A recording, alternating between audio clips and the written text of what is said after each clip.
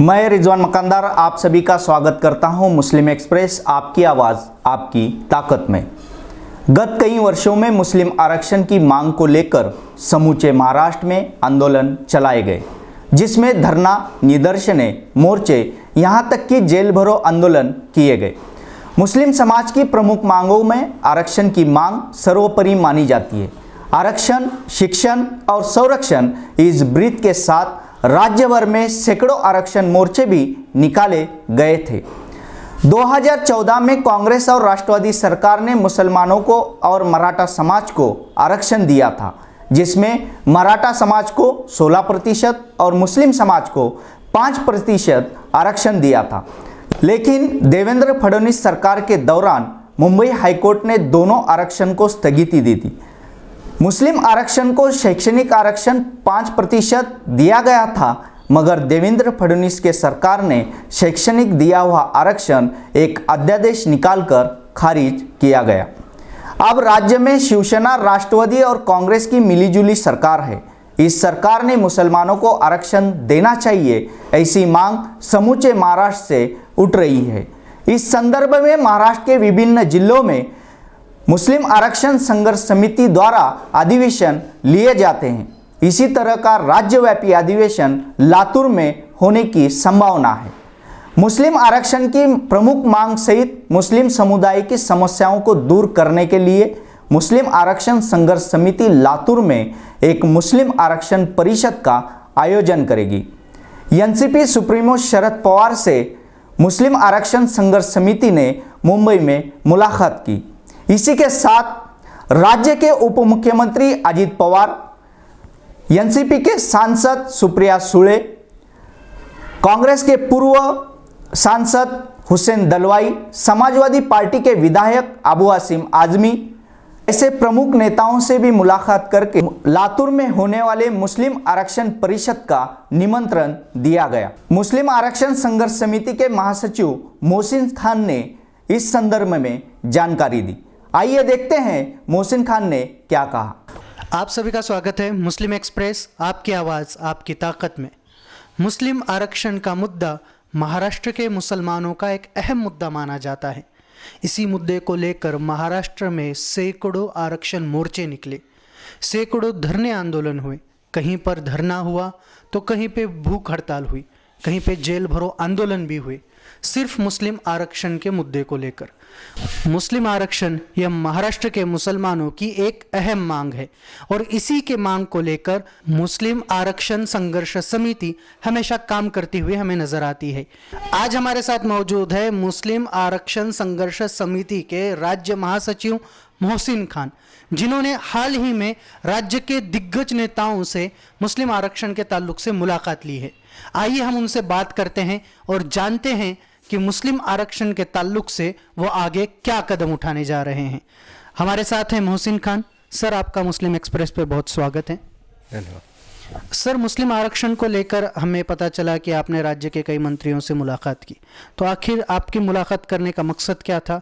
आप आगे क्या कदम उठाने जा रहे हैं?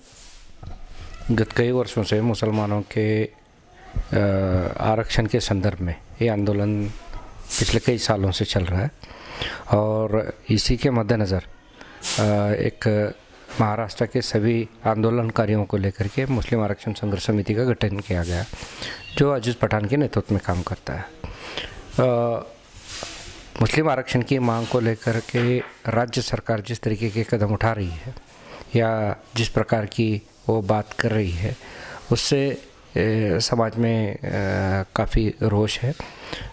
मराठा आरक्षण की बात होती है, हर कोई नेता मराठा आरक्षण की बात करता है, धनगर आरक्षण की बात करता है और दीगर आरक्षण की बात करता है, लेकिन मुसलमानों के आरक्षण की बात कोई कर नहीं पाता। तो हमारा कहना यह है कि मुसलमानों के, मराठों के आरक्षण के साथ साथ मुसलमानों के आरक्षण की भी बात हो, सभी के साथ मुस्लिम आरक्षण की भी बात हो, लेकिन ये हो नहीं रहा। महाराष्ट्र के कई ज़िलों में मुस्लिम आरक्षण संघर्ष समिति द्वारा एक अधिवेशन लिया जाता है, जिसमें अलग अलग सियासी पार्टियों के नुमाइंदों को, प्रतिनिधियों को बुलाया जाता है। उसी तरीके के कई आरक्षण परिषद हुए हैं। अभी अगला आरक्षण परिषद लेने का प्रस्ताव हमने लातूर में दिया था और यहाँ के कुछ लोगों से बातचीत करके वो पारित भी हुआ है। मुस्लिम आरक्षण परिषद की तैयारी है, इसके चलते कई दिनों से मैं जो अलग अलग राजनीतिक दल के लोग हैं उनसे मुलाकातें कर रहे हैं, उनसे बातचीत कर रहे हैं, चर्चा कर रहे हैं, न्योता दे रहे हैं। लेकिन कोविड के चलते ये थोड़ा आरक्षण का मुद्दा, ये आरक्षण परिषद का मुद्दा, कोविड के चलते आरक्षण परिषद का मुद्दा ये थोड़ा दूर दूर जा रहा है। लेकिन पिछले दिनों में मैंने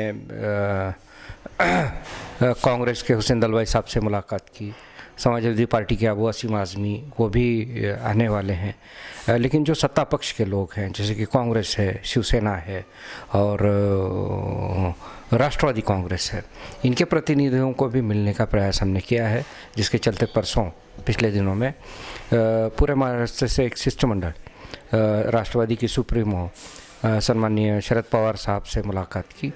पश्चात हमने राज्य के उप मुख्यमंत्री अजित पवार साहब से भी मुलाकात की, बातचीत की। सुप्रिया ताई सुळे इनसे भी हमने चर्चा की, बात की। एकनाथ शिंदे जो शिवसेना के नेता माने जाते हैं उनसे भी संपर्क बनाने का हमारा प्रयास जारी है। MIM के सांसद हैं इम्तियाज़ जलील साहब, उनको भी लाने का प्रयास हमारा जारी है।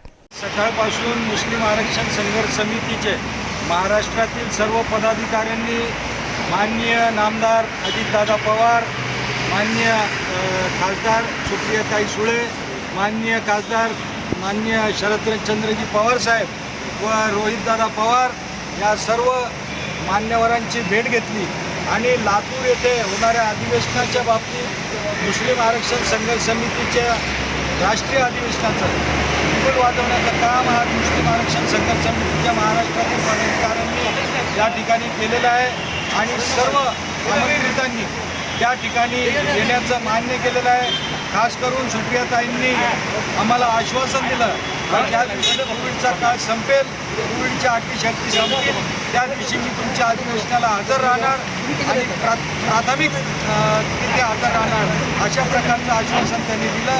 मुस्लिम आरक्षणाबाबत माननीय शरदचंद्रजी पवार साहेब, माननीय अजितदादा पवार साहेब यांनी आम्हाला पूर्णपणे आश्वासन दिलं की मुस्लिम आरक्षणासाठी आम्ही हा लढा पुढे नेऊ आणि ज्या खात्याकडे हे काम असेल त्या खात्याला कळवण्याचं काम करू आणि मुस्लिम समाजाला कुठेतरी सहकार्य करण्याचं, मदत करण्याचं शासनाने ठरवलेलं आहे आणि ते करणार असं आश्वासन माननीय शरदचंद्रजी पवार साहेब यांनी। मुस्लिम आरक्षण संघर्ष समिति के संस्थापक अध्यक्ष अजीज पठान और मुस्लिम आरक्षण संघर्ष समिति के राज्य महासचिव मोहसिन खान ने इस संदर्भ में बात। देखते रहिए आपका मुस्लिम एक्सप्रेस, आपकी आवाज आपकी ताकत।